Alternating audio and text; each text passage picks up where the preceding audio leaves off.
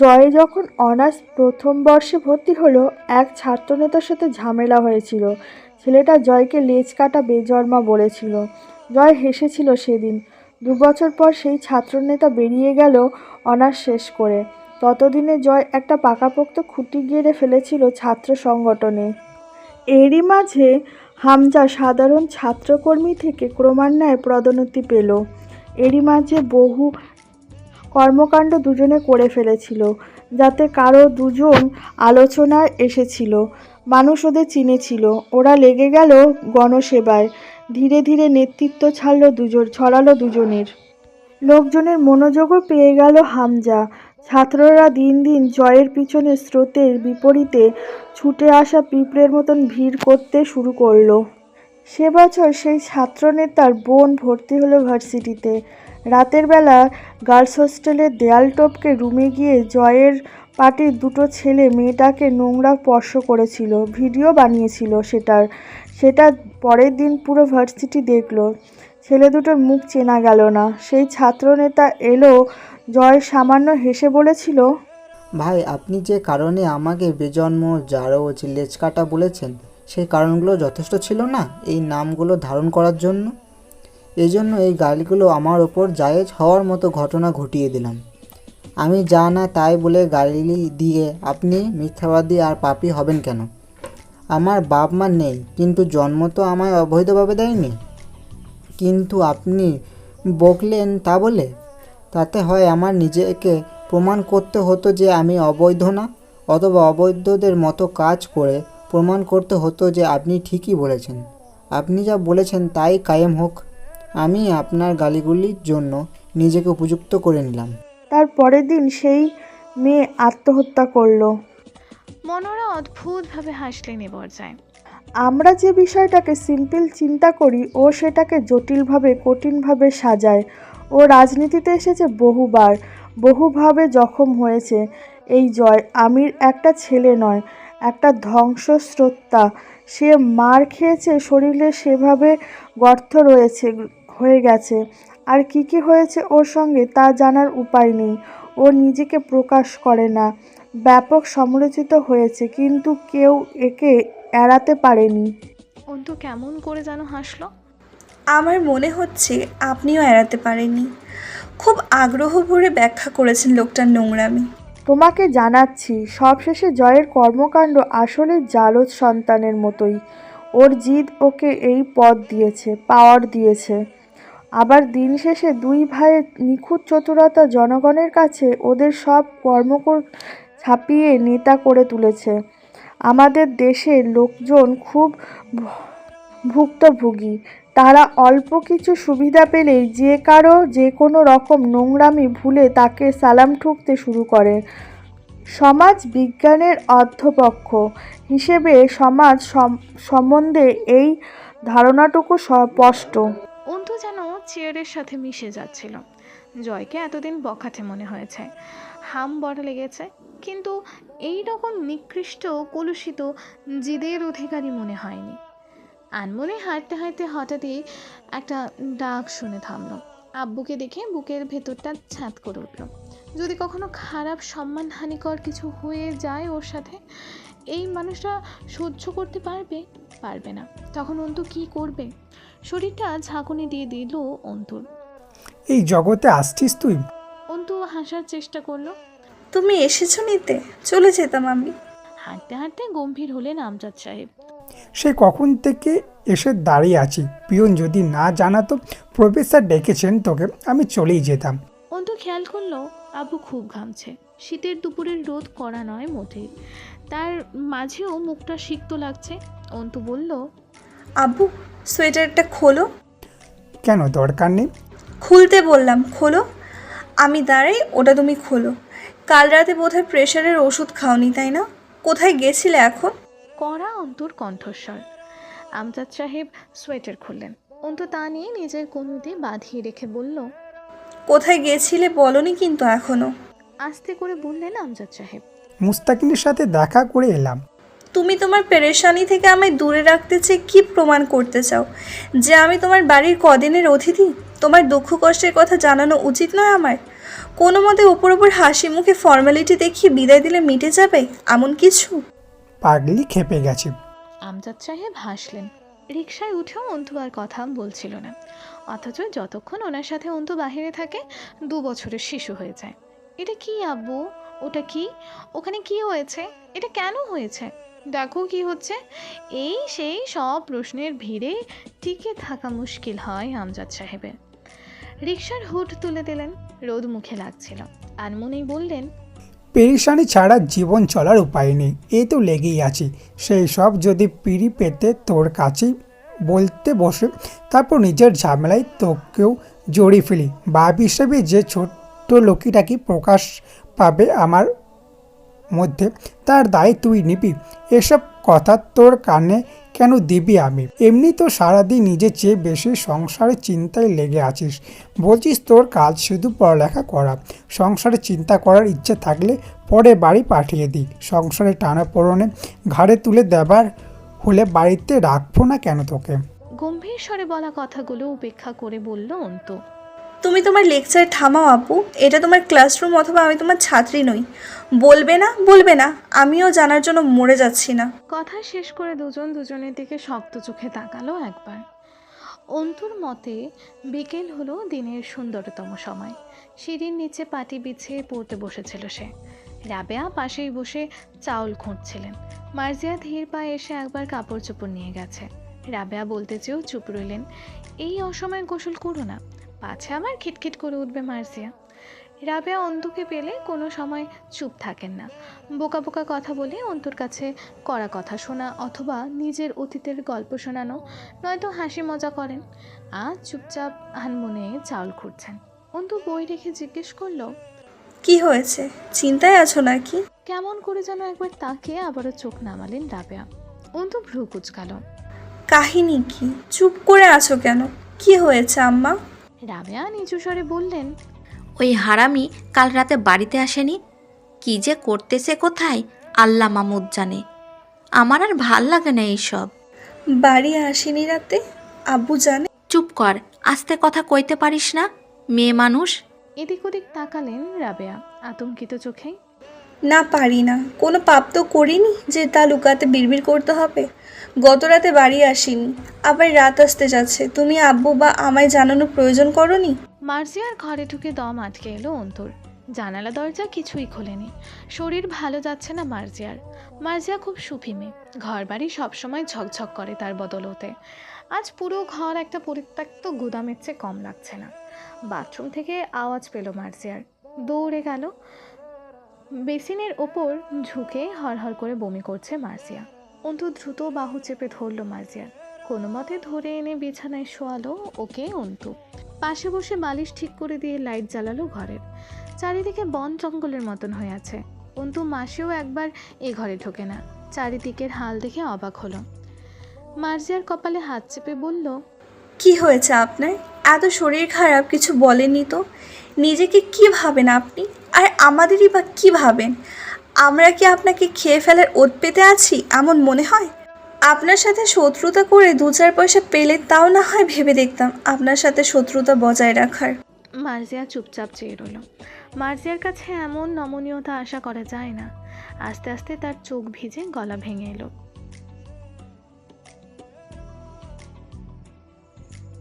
অন্তুর চোয়াল শক্ত হলো। তা কাকে বলছেন? চেনেন আমাকে? আমার বাপ মা, আমি এই বাড়িতেই পাশের ঘরেই থাকি, তা জানেন আপনি? এসব পার্সোনাল কথা আমাদের অচেনাদের কাছে বলবেন না ভাবি, ক্ষতি করে বসলে তো আর উঠে আসবে না। গোপন কথা গোপনে রাখুন। ভারী পা ফেলে বেরিয়ে এলো অন্তু ঘর থেকে। বোরখা পরে বেরিয়ে যাওয়ার সময় রাবেয়া হাই হাই করে উঠলেন। কোথায় যাচ্ছিস তুই অন্তু? এই! অন্তু সোজা হেঁটে দরজার কাছে গিয়ে বলল, ডাকাতি করতে যাবে সঙ্গে? সাহস নেই অত তোমার, আমিই বরং চাই। রাবেয়া দীর্ঘশ্বাস ফেললেন।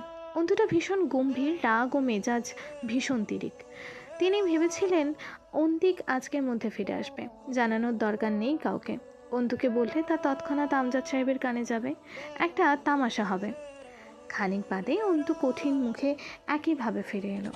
রাবেয়ার কোনো কথার জবাব দিল না, সোজা মার্জিয়ার রুমে গেল। পেছন পেছন দৌড়ে এলেন রাবেয়া।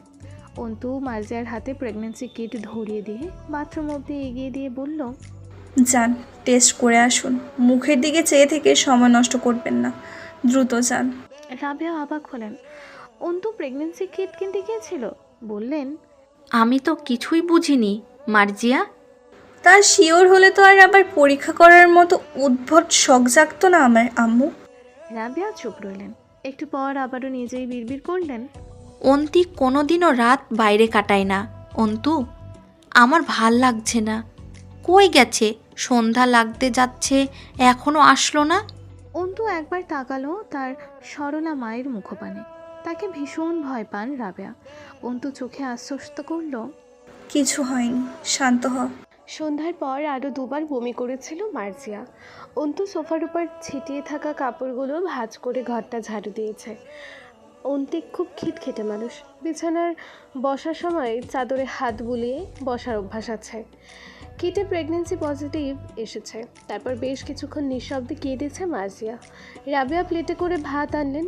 মার্জিয়া খেতে অস্বীকার করলো, রুচি নেই তার। অন্তু জিজ্ঞেস করেছিল, নিজে টের পাননি শরীরের এই অবনতি দেখেও? মার্জিয়া সেই সব এড়িয়ে কাতর স্বরে বলে, তোমার ভাই আসছে না কেন অন্তু? আমার ভালো লাগছে না এমনিতেই শরীরটা, তারপরে এই টেনশন। অন্তু মার্জিয়ার কাতর মুখ থেকে নজর ফেরায়, গম্ভীর স্বরে বলে, টেনশন না করুন, আব্বু মসজিদ থেকে আসলে বলছি কিছু একটা করা যাবে। আপনি চুপচাপ শুয়ে থাকুন, পারলে কিছু খেয়ে নিন। এই সময় নিজের সাথে আরেকটা প্রাণীর যত্নে থাকতে হবে আপনাকে। রাবেয়া খুব জোর করে কয়েক লোকমা খাবার তুলে দিতেই পারলেন মার্জিয়ার গালে। কেঁদে কেঁদে মুখ চোখ লাল করে ফেলেছে।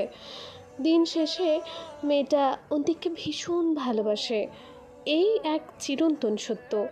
অন্তু চলে এলো বাইরে। তার মাথায় বহু নেতিবাচক ভাবনা আসছিল। সেদিন একটা গুন্ডা ধরনের নোংরা লোকের সাথে কোথাও যাচ্ছিল অন্তিক। অন্তুর মাথা ভার হয়ে এলো। কি অধঃপতন অন্তিকের! আমজাদ সাহেবকে তার ছেলের ব্যাপারে এমন কথা কিভাবে বলা যায়? দিন দিন পারিবারিক পরিস্থিতি এত সংকটাপন্ন হয়ে উঠছে কেন? আমজাদ সাহেব জামায়াত শেষে ফিরলেন। দুবার আব্বু বলে ডেকেও কিছু বলতে পারছিল না অন্তু। আমজাদ সাহেব গম্ভীর হলেন। কথা কেন এমন গলায় আটকাবি? স্পষ্ট কথা বলতে শেখুনি। আমি চোর বা অপরাধীদের কথা সাজাতে গিয়ে হুমড়ি খাই। তুই কি সেরকম কিছু বলতে চাচ্ছিস? অন্তু দীর্ঘশ্বাস ফেলে বলল, তোমার ছেলে কাল সকালে বেরিয়েছে, এখন অবধি বাড়ি ফেরেনি। মানে প্রায় 1.5 দিন হলো তার পাত্তা নেই বাড়িতে। আব্বু, তুমি চিন্তিত না হও, সে বাচ্চা নয়, চলে আসবে। তবুও তোমাকে জানানো প্রয়োজন বলে মনে করলাম। শেষের দিকে অন্তু সামাল দেওয়ার ব্যর্থ চেষ্টা করে। আমজাদ সাহেব তসবিহ রেখে উঠে গিয়ে পুকুরের পাশের জানালাটা আটকে দিয়ে বললেন, বাচ্চা বোঝাচ্ছিস? আসলে কি আমি এত দুর্বল আর অপদার্থ হয়ে উঠেছি যে ছোট ছোট বিষয়গুলোও নিতে পারছি না আজকাল? তেমনটা নয়, কিন্তু একের পর এক যা হচ্ছে। এটাকেই তবে জীবন বলে অন্তু। যখন দেখবি জীবন সমতল রাস্তায় বেশ আরামে গড়িয়ে গড়িয়ে দুল দুলিয়ে চলছে, তখন বুঝবি তুই স্বপ্ন আছিস। অল্পক্ষণের মাঝে ঘুম থেকে জেগে উঠবি, কারণ বাস্তব হলো পাহাড় কেটে বানানো সরু রাস্তা, যার পদে পদে বাঁকা উঁচু নিচু খাদ, আর যে কোনো সময় জীবন নামক গাড়িটি উল্টে পড়ার সম্ভাবনা দিয়ে ভর্তি। এসবে যেদিন ভয় পাবো তার আগে আমি মাটির তলায় সাহিত্য হয়ে যাব। অন্তু চেপে চোখ জোড়া বন্ধ করে ফেলল, বিড়বিড় করলো, প্লিজ আব্বু, চুপ করো, কিচ্ছু হয়নি, হবেও না। আমজাদ সাহেব বের হবার মুহূর্তেই অন্তু কোত্থেকে দৌড়ে এসে হাত চেপে ধরল হুড়মুড়িয়ে। আমজাদ সাহেব গোমরা মুখে বললেন, পাগলামি না করে ঘরে গিয়ে পড়তে বস। সেদিন পরীক্ষা দিয়ে এসে 2 দিন বেশ ফাঁকিবাজি করেছিস। আমি এখন ফিরে আসবো। আমিও কি? এক্ষুনি ফিরে আসবো, একটু ঘুরে আসি, চলো। ধমক দিলেন আমজাদ সাহেব। বড় হসনি? আর কবে বড় হবি? আমি কি শখে যাচ্ছি যে পিছু নিতে হবে? আপু, তুমিই বলতে, সন্তান বাপ মায়ের কাছে কোনো কালে বড় হয় না। সে আমি যত বড়ই হই, আমার বয়স যতটুকুই বাড়ছে, তোমারও বাড়ছে। সুতরাং তোমার তুলনায় আমি যা তাই রয়ে গেছি, কিন্তু ঠিক বলেছি না? অন্তু চাইল রসিকতার মাধ্যমে আব্বুর টেনশন কম করতে। আমজাদ সাহেব হার মানলেন, মৃদু ধমক দিয়ে বললেন, চাদর নিয়ে আয়, যা, ঠান্ডা লাগেনি গায়ে। অন্তিকের দোকান বন্ধ পাওয়া গেল। পাশের দোকানদার জানালো কাল থেকে দোকানই খুলেনি। এরপর বেশ কিছুক্ষণ নীরব হয়ে দাঁড়িয়েছিল দুজন রাস্তার পাশে। অন্তু ঠিক বুঝতে পারছিল না আব্বুর অভিব্যক্তি। গম্ভীর মানুষদের এই এক সমস্যা, তাদের উত্তেজনা বা শান্তভাব সবই একরকম চুপচাপ। সে বুঝতেই পারছিল না কী করে পরিস্থিতি সামলে নেওয়া যায়। অন্তিক গতকাল বাড়ি থেকে দোকানের উদ্দেশ্যে বেরিয়ে দোকানেই আসেনি, তাহলে কোথায় গিয়েছে? এখন কোথায় খুঁজবে ওকে? কোথায় যেতে পারে? অবচেতন মস্তিষ্ক থেকেই নেতিবাচক ভাবনা উঁকি মারছে। অন্তু ধমকে তাদের ভেতরে পাঠালো। আমজাদ সাহেব আচমকা শক্ত করে চেপে ধরলেন অন্তুর বাম হাতখানা। অন্তুর মনে হলো সে এবারেই গোটা মহাবিশ্ব ব্রহ্মাণ্ড জয় করে ফেলতে পারবে নিমিষেই। তাতেই তার গায়ে একটু আঁচড়ও লাগার সম্ভাবনা নেই আর। চোখ বুঝে দুটো শ্বাস ফেলে বলল, আব্বু, তোমার ছেলের দুটো কলেজ লাইফের বন্ধুকে চিনি আমি, তুমিও তো চেনো। আব্বুর হাত ধরে রাস্তা পার হলো অন্তু। চাদরের এক প্রান্ত কাঁধ থেকে পড়ে গেছে। আমজাদ সাহেব অন্তুর হাত ছাড়লেন না, বরং বাম হাত দ্বারা চাদর কাঁধে তুলে দিয়ে একটা ধমক দিলেন। সত্যি লাগলে 1 পয়সার ওষুধ কিনে দেব না, মনে রাখিস। ভালোভাবে চাদর জড়িয়ে নিয়ে গায়ে, ঠান্ডা কিন্তু কম নয় বাইরে। বন্ধুরাও এখন সংসারী হয়ে গেছে। পুরনো শিক্ষককে দেখে ব্যস্ত হয়ে পড়ল। আমজাদ সাহেব সকলের অনুরোধ নাকচ করে কেবল অন্তিকের খোঁজ করে বিদায় হলেন। সম্ভাব্য সকল জায়গায় খোঁজ করেও বিশেষ ফয়দা হলো না। এখনও অন্তিকের নম্বর দুটোই বন্ধ। দুজন রাস্তার পাশে উঁচু ফুটপাতের ধারে বসলো। অন্তুর বুক কাঁপছে। চুপচাপ বসে থাকা আব্বুর মনে কী বয়ে যাচ্ছে তা আন্দাজ করতে চাইল। খুব করে মনে হলো যদি সে ম্যাজিক জানতো, এখনই অন্তিককে এনে সামনে দাঁড় করাতো, এরপর এক লহমায় ভেঙে দিত বাপ ছেলের মাঝের কঠোর দেয়ালখানা। বুকের ভার সহ্য হচ্ছিল না ওর, অসহায় লাগছিল খুব। সে কেন পারে না আব্বুর পেরেশানির সহজ সমাধান হতে? সমস্যাগুলো তার নাগালের মাঝে হয় না কেন? বেশ কিছুক্ষণ দুজন চুপচাপ পাশাপাশি বসে রইল। রাস্তার ওপাশে ফুটপাতে ভাপা পিঠা বিক্রি হচ্ছে। আমজাদ সাহেব জিজ্ঞেস করলেন, পিঠে খাবি? অন্তু তাকালো আব্বুর দিকে, অল্প হাসলো। মানুষটা বরাবর নিজেকে পাথর প্রমাণ করতে চেষ্টা করে, যেন এই জগতের কোনো ব্যথা বা উদ্বেগ তাকে কাবু করতে পারে না। দিন শেষে পরিবারের কর্তব্য পালন করতে গিয়ে এত জটিলতা এবং দেনা পাওনা ঘাড়ে করে বসে আছে, তবুও যেন মনে হয় না তার কর্তব্য সে ঠিকঠাক পালন করছে। অন্তু মাথা নেড়েই বলল, আব্বু, আনমনে বললেন আমজাদ সাহেব। থানায় একটা জিডি করলে হয় না? আমিও ভাবছি। থানায় একটা সাধারণ বিবরণে ডায়েরি করে দুজনে বেরিয়ে এসে থানার বাইরে দাঁড়ালো। আমজাদ সাহেব ফোন করলেন কাউকে। অন্তু ইশারায় জিজ্ঞেস করলে বললেন, মুস্তাকিনকে জানিয়ে রাখি। অন্তু আর কিচ্ছু বলল না। তার মনে হলো খুব শীঘ্রই সব কিছু ঠিক হয়ে যাবে। চিন্তা করার কারণ নেই, সে শুধুই এত বেশি ভাবছে। টিকিট কাউন্টারে টুকটাক ভিড়। রাজধানী শহর বলে কথা। হাত ঘড়িতে সময় দেখলো জয়, 11:53 বাজে। সে ফ্ল্যাট থেকে বের হয়েছে 11:15টার দিকে। এরপর বিয়ার কিনতে গিয়ে দেরি হয়েছে, দৌড়ে বাসে উঠল। এত রাতেও সবগুলো সিট বুক। তার জন্য একটা সিট রয়েছে একটা মেয়ের পাশে। মেয়েটা জানালার ধারে বসে আছে। জয় গিয়ে দাঁড়িয়ে কাঁধ থেকে ব্যাগ খুলতে মেয়েটা উঠে দাঁড়িয়ে খ্যাক করে বলল, একদম এখানে বসবেন না, আমি আপনার পাশে বসে যেতে পারবো না। এখানে বসবেন না আপনি, আমি বসতেও দেব না। বাস ছাড়বে এক্ষুনি। জয় রাগ সামলে বলল, আর কোনো সিট টিট ফাঁকা নেই, দুজনের বসার জন্য যথেষ্ট জায়গা আছে 2টা সিটে, আপনি বসেন, অসুবিধা হবে না। মেয়েটা কর্কশ সুরে জোরে করে চেঁচিয়ে উঠল, বললাম না আমি আপনার পাশে বসে যাব না, যেতে পারবো না কোনো ছেলে মানুষের পাশে বসে। আমি অন্তত রাতের জার্নি। চুপ কর শালি, চুপ। জয় চট করে নিয়ন্ত্রণ হারালো। গলার ভেতরে এক খাবলা টিস্যু গুজে দেব, আর এক ফোঁটা আওয়াজ গলা দিয়ে বের হলে। চুপ থাক শালির মেয়ে। সকলে উঠে দাঁড়ালো। হেল্পার এগিয়ে এলো। জয় দাঁত খেঁচেই বলল, ওই চিংড়ি, নাম, তুই নাম, নেমে যা বাস থেকে। মেয়েটা কেঁপে উঠল। জয় আঙুল নাচিয়ে ইশারা করলো, বের হ, সিট থেকে বের হ, বের হ, নাম, যা তোর সিটের, তুই আমার পাশেও দূর, তোরে আমি এই বাসেই যাইতে দিব না। মেয়েটা কিছু বলতে নিলে জয় ঠোঁটে আঙুল চাপলো। চুপচাপ নেমে যা, নয়তো একটা লাথি মেরে নামিয়ে দেব, পড়ে যাবি, মাজা টাজার নকশা পাল্টে যাবে। হেল্পার কিছু বলতে আসলে জয় থামালো। তুই চুপ থাক, ওইদিকে সরে দাঁড়া, ওকালতি করতে আসলে বাসটা পেছন দিয়ে ভরে দেবো একদম শালা। মেয়েটার দিকে ফিরে বলল, শালি ভদ্রতা মারাও, ভদ্রতা শেখাস আমারে? যে কোনো ছেলের পাশে বসে যেতে পারে না সে রাত 12টার সময় একা যাতায়াত করে? হ্যাঁ, পাগলে থাপড়ায় আমারে? ভাতের বদলে খড় খাই? ভদ্রতাকে কোনো মতো সম্মান দিতে ইচ্ছে করলেও ভদ্র সাজা বিষয়টা হজম হয় না আমার। তোরে দেখা লাগতেছে না তুই বিপদে পড়ছস কোনো। তার মানে স্বেচ্ছায় রাত দুপুরে একা সফর করবার পারো আর ছেলে মানুষের পাশে বসতে পারো না? তোর মতো বালডারে লারে কোন শালা আমারে দেখা কি বাল বেটা মনে হয় যে তোর পাশে বসলে এই সুরসুরি উঠে যাবে? সুশীলা নারী তুমি? শালি আমার নাটক! তোরে আমি সিনেমা দেখাই, দাঁড়া। পকেট থেকে মানি ব্যাগ বের করেই বলল, দে টিকিট, দে টিকিট, দে তোর। জয় টিকিটের দাম মেয়েটার হাতে শক্ত করে গুজে দিয়ে টিকিট কেড়ে নিয়ে সিটে ফিরে এসে বসলো। হেল্পার তখনও দাঁড়িয়ে। জয় সিটে গায়ে এলিয়ে দিয়ে চোখ বুঝে বলল, আপনার আবার কি সমস্যা?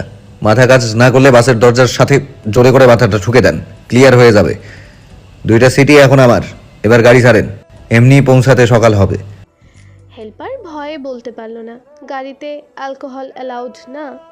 বাসের লাইট অফ হলে জয় শব্দ করে বিয়ারের ক্যান খুলে তাতে দুটো চুমুক দিয়ে গলা ছেড়ে গান ধরল। ফজরের আজানের সময় বাস দিনাজপুরে প্রবেশ করলো।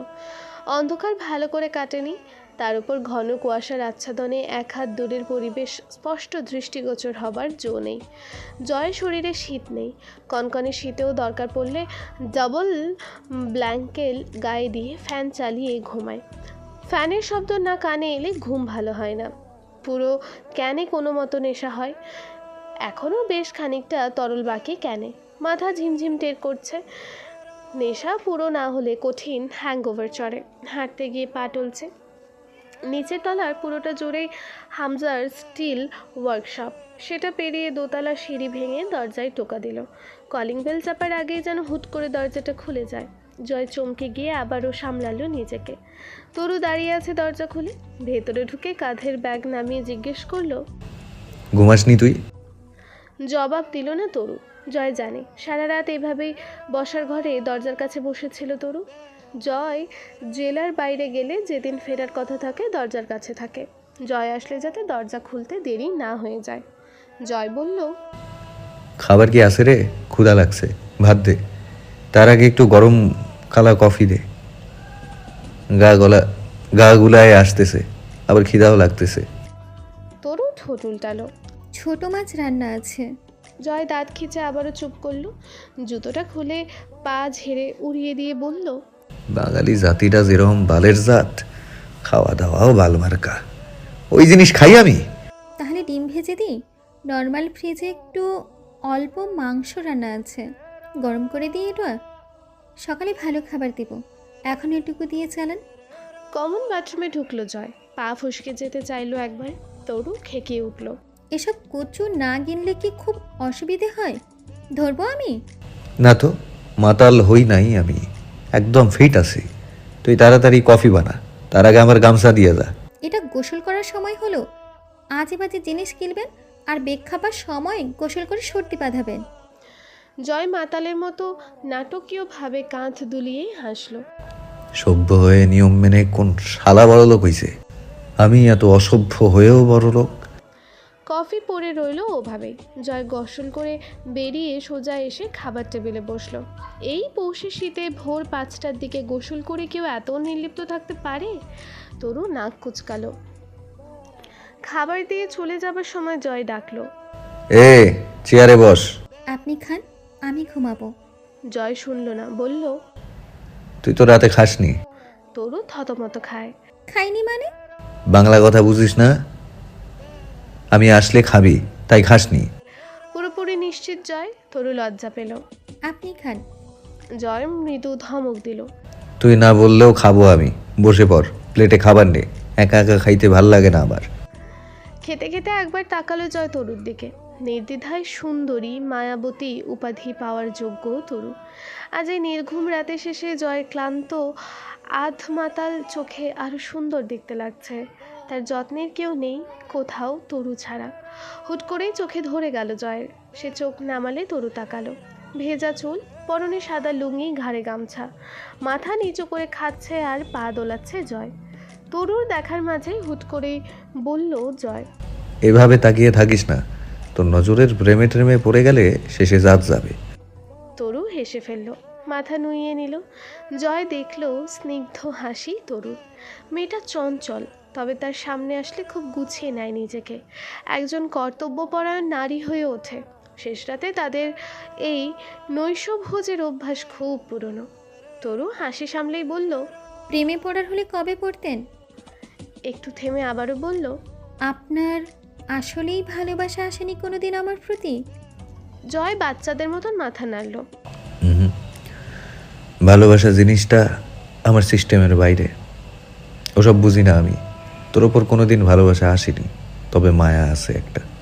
তরু ভ্রু কুচকায়, অবাক হয়। মায়া? তা কেন? সে আশা করেনি জয়ের মুখে এমন কথা শোনার। সেবা যত্ন করিস, তার ভাড়া। রসিক হাসি হাসে জয়। তরু স্মিত হাসে, চোখ ফেরায় না। খানিক পর জয় আনমনেই বলে, কারণ আমারে কেউ কোনোদিনও নিঃস্বার্থ ভালোবাসে নাই, ভালোই বাসে নাই। আমার মনে হয় তুই একমাত্র একটা পাগলি যে কিনা বিনা স্বার্থে কোনো উদ্দেশ্য ছাড়া মনোযোগ ও ভালোবাসা দিয়েছিস। চালাক হ তরু, প্রতিরোধ গড়ে তোল আমার বিরুদ্ধে, বিদ্রোহ কর বিদ্রোহ। জয়দের ভালোবাসতে নেই। তরু চমকে উঠল। খালা খালু আপনাকে? জয় হেসে ফেলল কেমন করে যেন। অর্ধেকটা খাবার ভর্তি প্লেটের মাঝে নিয়ে পানি ঢেলে হাত ধুয়ে ফেলে চেয়ারে হেলান দিয়ে বসে বলল, আমি বিশাল বড় লোকের স্যাংরা। কথাটা বলেই চোখ মারল জয়। বাপের সমস্ত সম্পত্তির একমাত্র মালিক আমি। এমনিতেও আমি বেশি দিন দুনিয়ায় থাকবো না, তাতে আমার পর সব কিছু অটোমেটিক্যালি আমার পালনকারীদের হয়ে যাবে। যেটাকে তুই তাদের ভালোবাসা বলতে চাইছিস, সেই তথাকথিত যত্ন আমি রাস্তার কারো কাছেও পেতাম। আমার নামে আমার ধোকাবাজ বাপ মা মোটা অঙ্কের গুদাম রেখে গেছে। তরু অবাক হয়ে বলল, কিন্তু হামসা ভাই? জয়ের হাসিটা এবার রহস্যজনক দেখতে লাগলো। ঘাড়ে হাতের তালু ঘষেই বলল, ভালোবাসা আর প্রশ্রয়ের মাঝের পার্থক্য তুই বুঝিস না? না, আমিও বুঝতাম না। মাঝখানে একটু থেমে দুবার মাথা ঝাঁকি দিল জোরে করে। ঝিমঝিম করছে মাথাটা, সামলে বলল, ভালোবাসায় প্রশ্রয় কম থাকে, খুব কম। সেখানে কঠোর শাসন থাকে, আবার ক্ষেত্রবিশেষ প্রবল ছাড়। রাস্তার অপরিচিতকে তুই ধরে শাসন করতে যাবি না। যার উপর টান লাগে, মায়ার টান, যেইটারে তোরা ভালোবাসা বলিস, তারে মানুষ শাসন করে। আবার কেউ কোনোদিনও শাসন করে নাই। তরু কেঁপে উঠল নিজের অজান্তেই। জয় কখনোই নিজেকে নিয়ে বলে না, কোনোভাবেই না। জয়ের উদ্ভট হাসির সাথে এমন ভাবের সব কথাগুলো খুব বিচ্ছে। আমি যখন একের পর এক সিগারেট ফুঁকে যাই, হামজা ভাই কোনোদিনও ধমক দিয়ে বলে নাই সিগারেট ফেল আর ছুবি না। ক্লাস 8-এ প্রথমবার সিগারেট ঠোঁটে রেখে আগুন জ্বালাইছি, তখন গলা খুব জ্বলতো। একবার ধোয়া গেলার সময় গলা দিয়া পুড়তে পুড়তে যেত নিকোটিন। কেউ সেদিন চটাং করে একটা থাপ্পড় মেরে কেড়ে নেয় নাই সিগারেটটা। গলা পুড়েছে, আমি ধোয়া টেনে গেছি। এক সময় সয়ে গেল, আর ছাড়তে পারলাম না। হামজা ভাই জানলো, কিন্তু কিছু বলল না। কলেজে ওঠার পর দেখতাম বন্ধুরা ইচ্ছে মতো চুল কাটতে পারে না, বাপ নাকি মারবে। আমি যেমন খুশি, যেভাবে খুশি, যা খুশি করে বেড়াতাম। সবাই আমায় এই জন্য লিডার মানতে শুরু করলো। আমি ওদের কাছে স্বাধীন চেতা ভাবের গুরু হয়ে উঠলাম। তখন মনে হতো, শালার আমারই তো জীবন, আর কি লাগে? সবগুলো শালা দুর্ভাগা। কি জীবন ওদের, ইচ্ছে মতো কিছু করতে পারে না, বাপের গোলাম সবগুলা খবিস।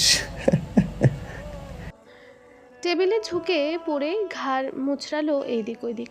পরপর চোখের পাতা ঝাপটালো কয়েকবার, চোখ বুঝে হাসলো আবার। পরে বুঝলাম ওদের মতো দুর্ভাগা আমি চাইলেও হতে পারবো না। ওরা দুর্ভাগা কারণ ওদের বাপ মা আছে। চুল কেটে বাড়ি গেলে বাপে মারে, মা গালি দেয়। সিগারেট টানলে বাপ জানলে খবর খারাপ হবে। আমার এইসব হওয়ার চান্স নাই, কারণ আমার তো বাপ মাই নাই। কে মারবে, গালি দেবে? আমাকে শাসন করার তো কেউ নাই। আমি সিকান্দার, আমি বাদশা। টেবিলের এক কোণে কফির মগ রাখা ছিল। কফি ঠান্ডা শরবত হয়ে গেছে, তাতে চুমুক দিয়ে বলল, রাত করে বাড়ি ফিরলে হামজা ভাই জানলে 2-4টে গালি দেয় মুখে, কিন্তু তা ভয় পাওয়ার মতো না। মালে গিলে ঢুলতে ঢুলতে বাড়ি ঢুকলে আমি যত্ন করে ঘরে তুললে শুইয়ে দিয়ে যায়।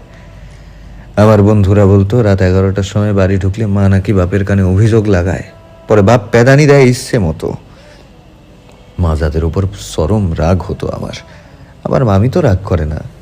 আমি শেষ রাতে বাড়ি ফিরলেও দিব্যি হাসি মুখে দরজা খুলে চুপি চুপি ঘরে তোলে আমায়। আমার মাও নাই, ভয়ও নাই। কেন এত সুখ পেয়েছি বলতো আমি? কারণ আমার অপরাধ আর বখাটেপনা দেখে 2 গালে কষে 2 থাপ্পড় মারার মতো বাপ নামক বিপদটা ছিল না আমার। চুল বড় করে কাটলে তা ছোট করে কেটে আসার, ফের আবার সেলুনে পাঠানোর জন্য মা নামক ঘ্যান ঘ্যানে রেডিও ছিল না আমার। দিন দিন পাওয়ার আর জিদ সমান্তরালভাবে বাড়ছে খালি। দাঁত বের করে হাসলো জয়। মামার সাথে চাকরের মতো ব্যবহার করেও কোনোদিনও একটা ধমক খাইনি। ডান কানে তর্জনে আঙুল ঢুকিয়ে ঝাঁকালো, 2বার চোখ ঝাপটে মুচকি হাসলো আবারও।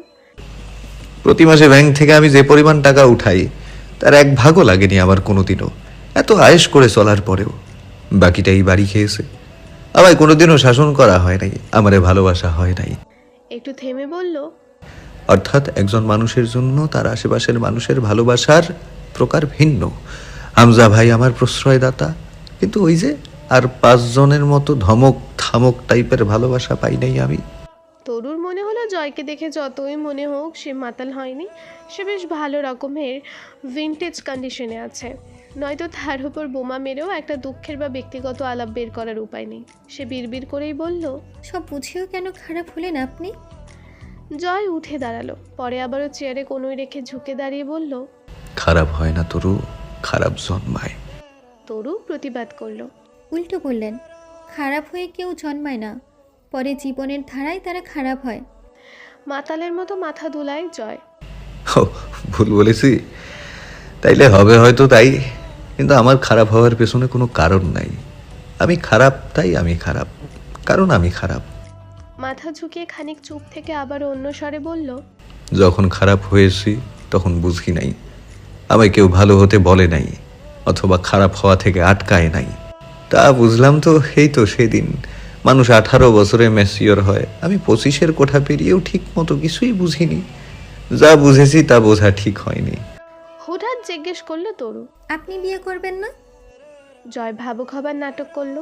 করলে তোকে করতাম, যত্ন তো কম করিস না আমার। কিন্তু বাইরের থালায় স্বাদ চেখে বেড়ানো পাবলিক আমি, শুধু শুধু কাউকে ঘরে তুলবো ঘর পাহারা দিতে?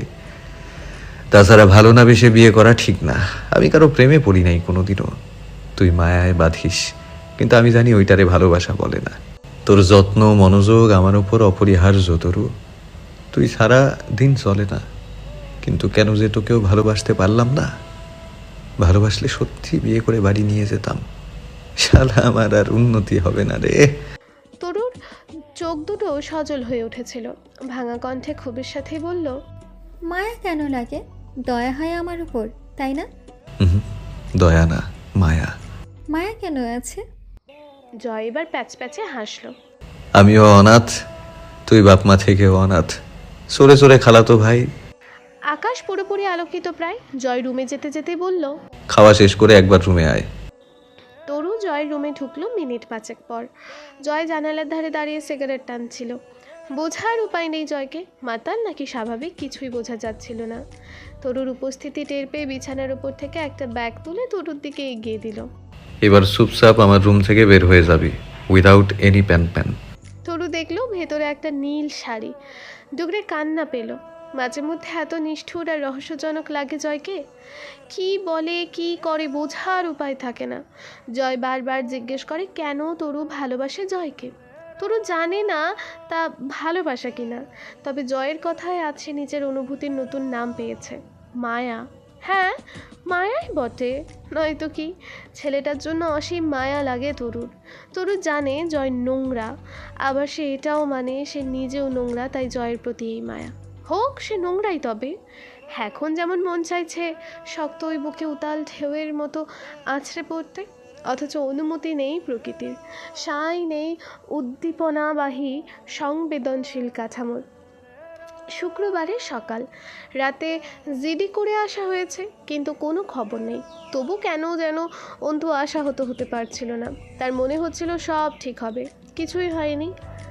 আমজাদ সাহেব বাজারে গেলেন। তখন সকাল 10টা। অন্তু বসে পড়েছিল শীতের সকালে তপ্ত হিন্ডোতে। যাওয়ার সময় আমজাদ সাহেব অন্তুর পাশে বসে ছোট্ট একটা লিস্ট তৈরি করে নিয়েছিলেন। রাবেয়া রসুন পেঁয়াজ কেটে রাখলেন সেই রোদে। মার্জিয়াকে আর ডাকা হয়নি। সারা রাত নিশ্চয়ই না ঘুমিয়ে সকালের দিকে ঘুমিয়েছে এই শরীরে। ঘড়ির কাঁটা যখন দুপুর 12:30, আমজাদ সাহেব এলেন না, অথচ ওনার ফেরার কথা বড় জোর 11:30। চারিদিকে জুম্মার আজান ফুরিয়ে এলো, তিনি ফিরলেন না। অন্তু বারবার করে গেটে গিয়ে দাঁড়িয়ে থেকে এসেছে, আব্বুর দেখা না পেয়ে ফিরে এসেছে। রাবেয়া অতিষ্ঠ হয়ে বসেছিলেন। সময় পেরিয়ে দুপুর 2টো বাজলো, আমজাদ সাহেব এলেন না। অন্তুর ভাবনার টনক নড়ল। সে কমপক্ষে 20-25টা কল এতক্ষণে করেছে আব্বুর নাম্বারে। বারবার বন্ধ বলার পরেও ছাদে গিয়ে দাঁড়িয়ে থেকে এলো, দূর রাস্তার মোড় অবধি চেয়ে রইল কতক্ষণ। আমজাদ সাহেবের পাত্তা নেই। রোদ গায়ে লাগছিল না অন্তুর। সে দাঁড়িয়ে রইল ছাদের রেলিং ঘেঁষে ঘোলা চোখে। মনটাকে কেটে ভেতর থেকে আলাদা করে ফেলতে ইচ্ছে করলো। আজেবাজে চিন্তারা ভিড় করছে, যেখানে খুব জ্বালাতন করছে। দুপুরে রান্না হয়নি, খাওয়াটাও হয়নি। সকালে আব্বুর সাথে বসে ঘি আলু ভর্তা দিয়ে আম্মুর হাতের খিচুড়ি খেয়েছিল। ছটফটানি মারল যখন সন্ধ্যা হলো। সময়ের আবর্তন রাত 10টার কাঁটা অতিক্রম করলো। আমজাদ সাহেব বাজার থেকে ফেরেননি তখনও। খুব লম্বা বাজার করছেন। অন্ধকার চারপাশ, পূর্ণ চাঁদ আকাশে। ছাদে দাঁড়িয়ে থেকে অন্তুর খুব হিংসে হলো ওই আলোকিত চাঁদকে। আব্বু বাড়ি ফিরল না এখনও। তার খোঁজও তো চাঁদ রাখেনি, বরঞ্চ জল জল করছে আকাশ পানে। স্বার্থপর খুব চাঁদটাও। অন্তুর দুঃখে সেও একটু দুঃখী নয়। অন্তু চেয়ে রইল পাড়ার সরু গলির মোড়ে। বারবার চোখ ভেসে উঠছে আমজাদ সাহেব বাজারের থলে হাতে সরু রাস্তাটাতে ঢুকছেন। হ্যালুসিনেশন হতে থাকলো অন্তুর। আমজাদ সাহেব ক্লান্ত হয়ে বাড়ি ফিরে বাজারের ব্যাগ অন্তুর হাতে ধরিয়ে গম্ভীর স্বরে বলছেন, আরে একটা জরুরি কাজ পড়ে গিয়েছিল। আমি কি বাচ্চা ছেলে? এত চিন্তা করতে হবে কেন? তো ফোনে চার্জ ছিল না, বন্ধ হয়ে আছে। বাড়িতে শুধু 3জন মেয়ে মানুষ। রাত 12টার দিকে রাবেয়ার চেঁচামেচিতে ছাদ থেকে নেমে এসেছিল অন্তু। বাড়ির মেইন দরজা আটকাতে গিয়ে আরও কতক্ষণ দাঁড়িয়েছিল আব্বুর অপেক্ষায়। আব্বু আসলোই না।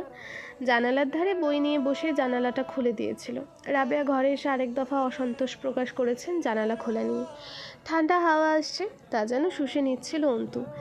এক দৃষ্টি চেয়েছিল বাইরের অন্ধকার কুয়াশাচ্ছন্নতায়। চুপচাপ এভাবে বসে থাকায় বুকের ব্যথাগুলো যেন আগুনে তুষারের ছিটা পড়ছিল। অন্তিক আজ 3 দিন বাড়ি ফেরেনি। আব্বু সকালে বেরিয়েছে, রাত 2টো বাজলো, সেও ফিরল না। অন্তুর কান্না পাচ্ছে কি, আবার কখনো শক্ত হয়ে উঠছে চোয়াল। নানাভাবে ভেবেও কোনো রকম ব্যাখ্যা করতে পারেনি সে। অন্তিক কোথায় গেছে, আব্বু আসছে না কেন। রাবেয়া সেদিন অন্তুর ঘরে ছিলেন। কেন জানি তিনি অনেকটা সময় নিয়ে লম্বা একটা মোনাজাত করলেন নামাজ শেষে। আম্মুর কান্নার গুনগুনানি অন্তুর কানে গলিত লোহা হয়ে ঢুকছিল। বাইরে রাত বাড়ার সাথে সাথে যখন ঝিঝি পোকার ডাক প্রকট হয়ে এলো, তখন চোখের পানি শুকিয়ে রাবেয়ার কাত হয়ে শুয়েছেন কোনো রকমে। অন্তু কম্বল তুলে দিল ওনার গায়ে। এরপর 3-4 বার আব্বুর নাম্বারে ডায়াল করলো, রিসিভ হলো না। অজু করে এসে তাহাজ্জুদের নামাজে বসেছিল। তখন রাত 3টা ছুঁই। নামাজে খুব বিঘ্ন ঘটছিল। কেন জানি কান্নারা বাদ মানছিল না। কান্নার তোড়ে সিজদা লম্বা হচ্ছিল, নাক টানতে হচ্ছিল বারবার। বুকের ভেতর কয়েকবার দম আটকালো। এইসবের কারণ স্পষ্ট নয় অন্তুর কাছে, তবে বুকে তুমুল ঝড় উঠেছে। কঠোর আশঙ্কারা নেচে নেচে কী সব অলক্ষণে কথাবার্তা বলতে চাইছে। জয় এসেছে, তা হামজা জানতে পারল সকাল 10টার দিকে। জয় রুমে গিয়ে তাকে পাওয়া যায়নি, অথচ তার এতক্ষণ চিৎপটাং হয়ে পড়ে থাকার কথা। বেডসাইড টেবিলের ওপর বিয়ারের ক্যান উল্টে পড়ে আছে। বিছানায় কম্বল ছড়ানো, হাত ঘড়ি, ওয়ালেট, পারফিউম সব নিজেদের জায়গায় পড়ে আছে। তার মানে জয় আশেপাশেই কোথাও আছে। দূরে বের হলে এইসব ছড়িয়ে ছিটিয়ে একাকার হয়ে থাকতো। তরুকে ডাকলো হামজা। তরু এলো না। গলা উঁচিয়ে জবাব দিল,